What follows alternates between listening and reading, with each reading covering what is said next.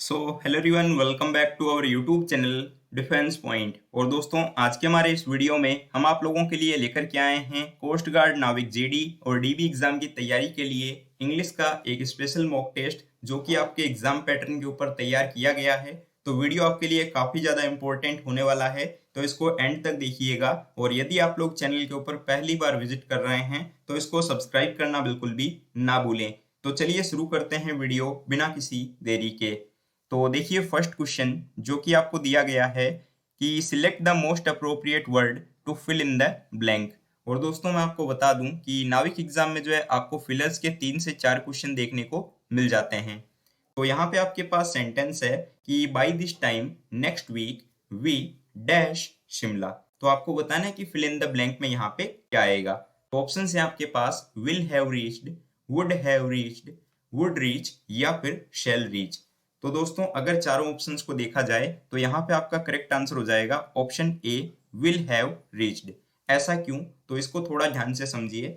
देखिए दोस्तों, सेंटेंस में ये जो by this time next week आया है ना, तो इसका जो यूज है ये फ्यूचर परफेक्ट टेंस का सेंस दे रहा है, ठीक है, जिसमें कि दोस्तों will plus have plus verb की थर्ड फॉर्म का यूज किया जाता है, जो कि आपको ऑप्शन ए में देखने को मिल रहा है। तो इस प्रकार से इसका करेक्ट आंसर हो जाएगा ऑप्शन ए, और ये करेक्ट सेंटेंस हो जाएगा कि by this time next week we will have reached Shimla.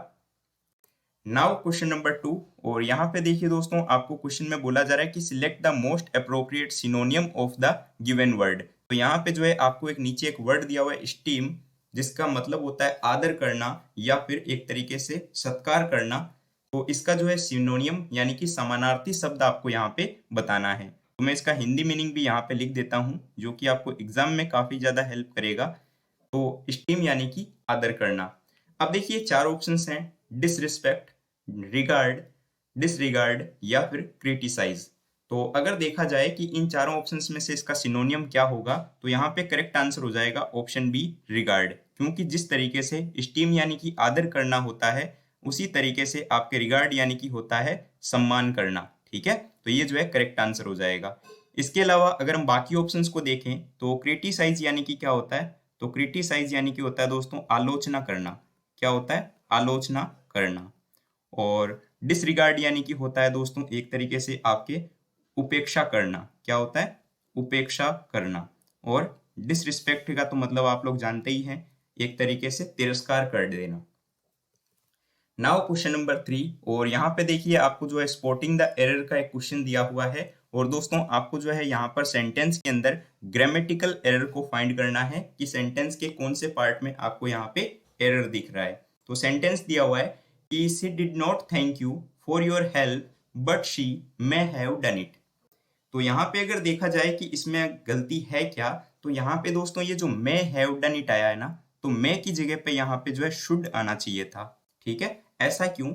तो देखिए दोस्तों, सेंटेंस में ये जो डिड आया है ना, शी डिड नॉट दिया हुआ है ना, तो यहाँ पे ये जो डिड आया है, इसके यूज से क्लियर हो जाता है कि ये जो सेंटेंस है वो पास्ट में है, ठीक है, जिसका मतलब हो जाता है एक तरीके से अवश्य करना चाहिए था, ठीक है, यानी कि उसको अवश्य थैंक यू करना चाहिए था। तो सेंटेंस के सेंस के अकॉर्डिंग या अर्थ में अगर देखा जाएगा तो यहाँ पे आ जाएगा शुड हैव डन इट, ठीक है। तो मे की जगह पे आएगा शुड। Now question number 4। और यहाँ पे भी देखिए फिलर का ही क्वेश्चन है, जिसमें कि आपको सेंटेंस दिया हुआ है कि the covid pandemic has hit many industries really dash. तो यहाँ पे देखिए ऑप्शंस हैं हार्डली, हार्डी, हार्ड या फिर वेल।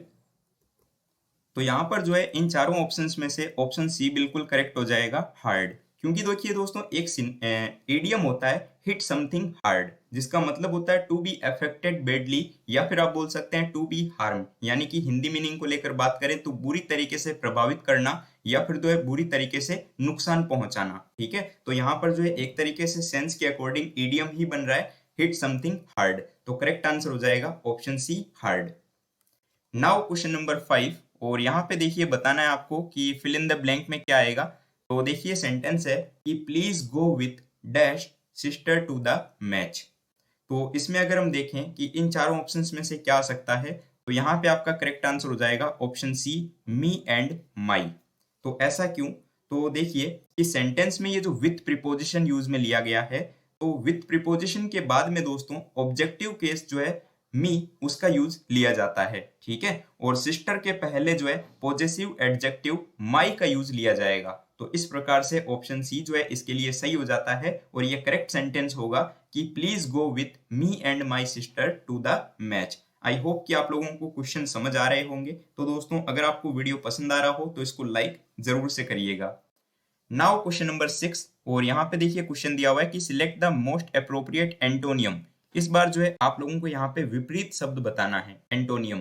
और नाविक एग्जाम में जो है आपको सिनोनियम और एंटोनियम दोनों मिला करके भी जो है 3 से 4 क्वेश्चन एग्जाम में देखने को मिलते हैं और ये हर शिफ्ट के अंदर आते हैं। तो यहाँ पे देखिए वर्ड है आपके पास एब्सोर्ड। तो एब्सोर्ड का मतलब क्या होता है? तो इसका मतलब वो होता है एक तरीके से बेतुका, ठीक है। हम बोलते हैं ना बेतुकी बातें या फिर बेतुका इंसान, तो एब्सोर्ड यानी कि हो जाएगा बेतुका। अब देखिए 4 ऑप्शन हैं आपके पास, एप्रोप्रिएट, एडिक्वेट, एब्रप्ट या फिर रीजनेबल। तो जिस प्रकार एब्सोर्ड यानी कि बेतुका होता है उसी तरीके से रीजनेबल यानी कि हो जाता है आपके तार्किक। ये जो है इसका परफेक्ट एंटोनियम है। तो correct answer will be option D. और बाकी ऑप्शंस को लेकर बात की जाए कि इनका मीनिंग क्या है, तो देखिए अप्रोप्रिएट का मतलब आप सब जानते हैं उचित होता है। और एडिक्वेट यानी कि होता है दोस्तों पर्याप्त, पर्याप्त मात्रा में बोलते हैं ना हम, तो ये हो जाएगा पर्याप्त। और एब्रप्ट यानी कि होता है दोस्तों आकस्मिक।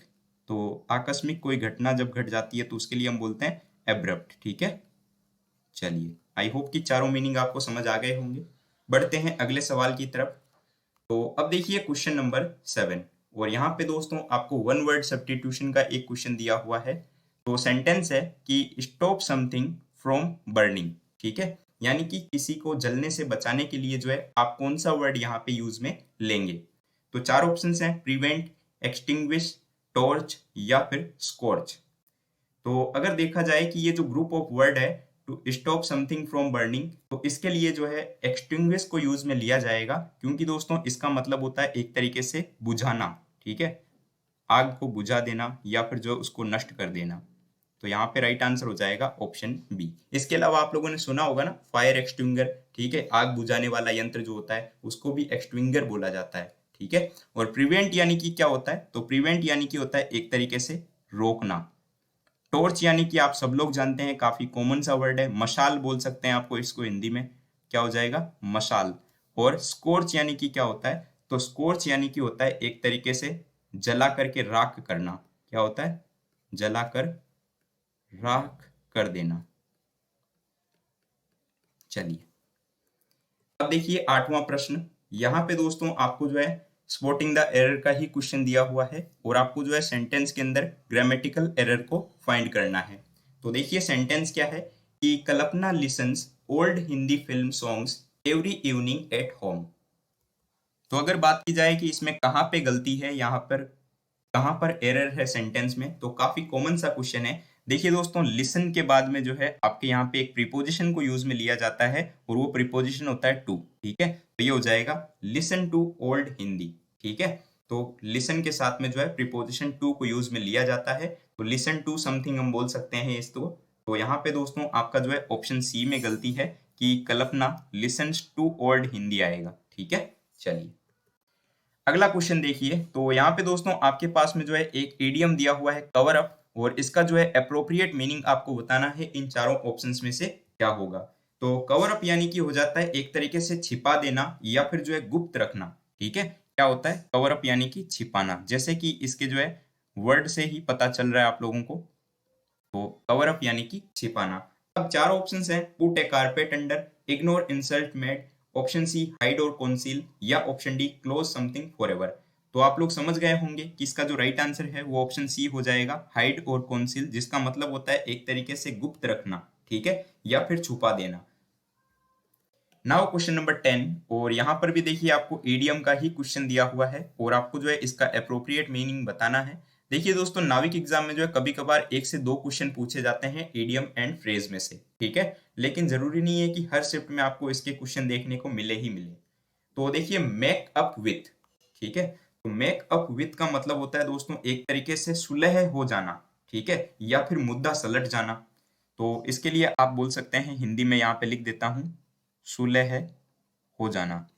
ठीक है, अगर किसी के बीच में मान लो झगड़ा हुआ है तो वो झगड़ा सलट जाना या फिर सुलह हो जाती है उसमें, तो उसके लिए बोला जाता है मेक अप विथ। ठीक है, तो यहाँ पर अगर आप लोग चारों ऑप्शंस को देखें तो देखिए पहला ही ऑप्शन जो है वो इसके लिए बिल्कुल सही हो जाएगा, क्लोज और ignore the differences with someone. ठीक है, ये जो है परफेक्ट है। नाउ क्वेश्चन नंबर 11, और यहाँ पे देखिए एंटोनियम आपको बताना है और एक वर्ड है आपके पास में डिफरेंस। काफी सिंपल सा वर्ड है, आप सभी लोगों ने इसको पढ़ रखा होगा।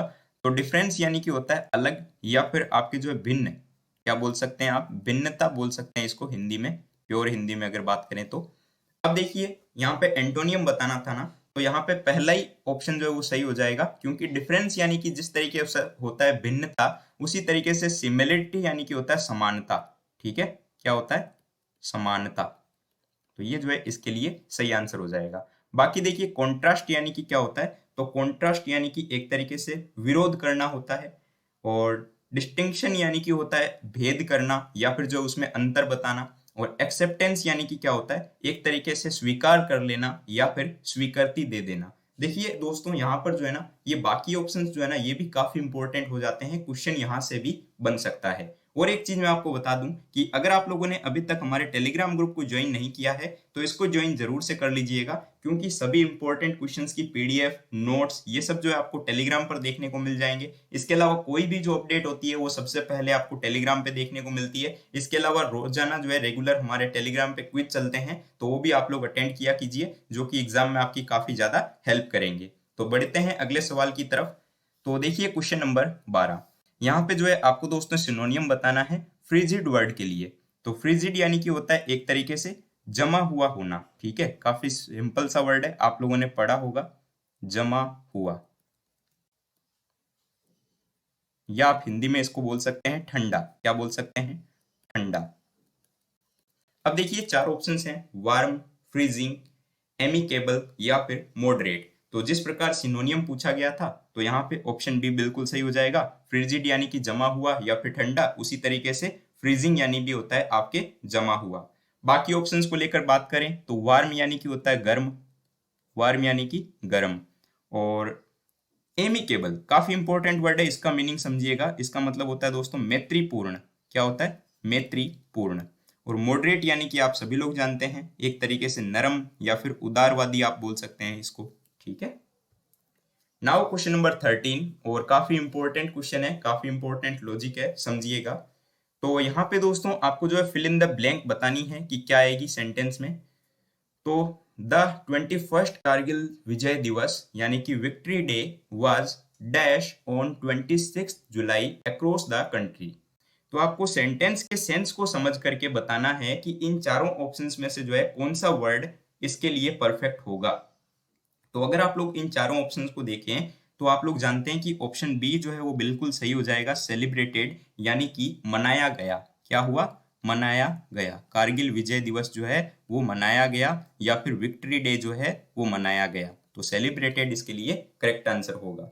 बाकी ऑप्शंस को लेकर बात करें तो देखिए कंक्लूड यानी कि होता है एक तरीके से निष्कर्ष निकालना। ठीक है, फॉरगोटेन यानी कि होता है दोस्तों भुला देना, और अटेंडेड यानी कि होता है आपके शामिल करना। ठीक है, या फिर शामिल होना। नाउ क्वेश्चन नंबर 14, और यहाँ पे देखिए आपको जो है वन वर्ड सब्स्टिट्यूशन का ही क्वेश्चन दिया हुआ है। आपको बोला जा रहा है कि select the word which means the same as the group of word given. तो देखिए यहाँ पे ग्रुप ऑफ वर्ड क्या दिया हुआ है कि scientific study of the nervous system and brain.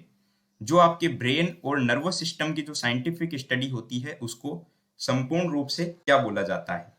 तो देखिए ऑप्शंस हैं न्यूरोसाइंस, नेफ्रोलॉजी, कार्डियोलॉजी या फिर साइकोलॉजी। तो अगर आप लोग इन चारों ऑप्शंस को देखें तो करेक्ट आंसर हो जाएगा ऑप्शन ए न्यूरोसाइंस, क्योंकि न्यूरोसाइंस यानी कि मतलब होता है तंत्रिका विज्ञान, जिसके अंदर दोस्तों आपके जो है ब्रेन और नर्वस सिस्टम का अध्ययन किया जाता है। ठीक है, इस तरीके के क्वेश्चन एग्जाम में आते हैं, काफी इंपॉर्टेंट हो जाते हैं, तो आपको सारे ऑप्शंस क्लियर रखने हैं। बाकी देखिए नेफ्रोलॉजी का मतलब क्या होता है, तो नेफ्रोलॉजी मतलब होता है किडनी का अध्ययन करना। ठीक है, और जो डॉक्टर होता है किडनी वगैरह का चेक करने वाला उसको नेफ्रोलॉजिस्ट बोला जाता है। ठीक उसी तरीके से कार्डियोलॉजी जो कि आपके हार्ट के रोग का अध्ययन करते हैं उसके लिए बोला जाता है कार्डियोलॉजी, और डॉक्टर को बोला जाता है कार्डियोलॉजिस्ट। ठीक है, और यहाँ पे देखिए साइकोलॉजी का मतलब आप लोग जानते हैं मनोविज्ञान होता ही है। ठीक है, नाउ क्वेश्चन नंबर 15 जो कि आज के इस वीडियो का लास्ट क्वेश्चन है, और यहाँ पे जो है आपको फिलर का ही क्वेश्चन दिया हुआ है, बताना है कि सेंटेंस में क्या आएगा। तो देखिए, in the absence dash any evidence the police let the suspect go Scott free. तो यहाँ पे देखिए 4 प्रीपोजिशन है, ऑफ, फ्रॉम, इन या फिर बाई। तो यहाँ पे आपको बताना है कि क्या आएगा। तो इस सेंटेंस में जो है ब्लैंक स्पेस पे जो है आपके ऑफ को यूज में लिया जाएगा, क्योंकि ये जो सेंटेंस है ना, ये इसके लिए परफेक्ट है ऑफ के लिए। ठीक है, तो ये हो जाएगा in the absence of any evidence the police let the suspect go Scott free. ठीक है, तो आप लोग जो है सेंटेंस को पढ़ करके ही सेंस के अकॉर्डिंग बता सकते हैं कि कौन सा प्रीपोजिशन सही आएगा। आई होप कि आप लोग समझे होंगे। तो दोस्तों, अगर आपको वीडियो पसंद आया हो, सारे क्वेश्चन समझ आए हों, तो वीडियो को लाइक कर दीजिएगा। चैनल पर नए हो तो इसको सब्सक्राइब कर दीजिएगा, और अपने दोस्तों के साथ में इसको शेयर जरूर से करिएगा। अब एक क्वेश्चन आप लोगों के लिए है क्वेश्चन फॉर यू सीरीज में। तो आपको यहाँ पर दोस्तों सिनोनियम बताना है, और आपके लिए एक वर्ड है फेसिनेट। तो फेसिनेट का जो है सिनोनियम क्या होगा, ये आपको बताना है। 4 ऑप्शंस हैं, रिजेक्ट, कैपिटेटिव, रिपेल या फिर लव। तो जो भी इसका राइट आंसर है वो इस वीडियो के नीचे कमेंट में बताइएगा। ठीक है, तो हम मिलते हैं हमारे नेक्स्ट वीडियो में एक नए टॉपिक के साथ। तब तक के लिए जय हिंद एंड बाय।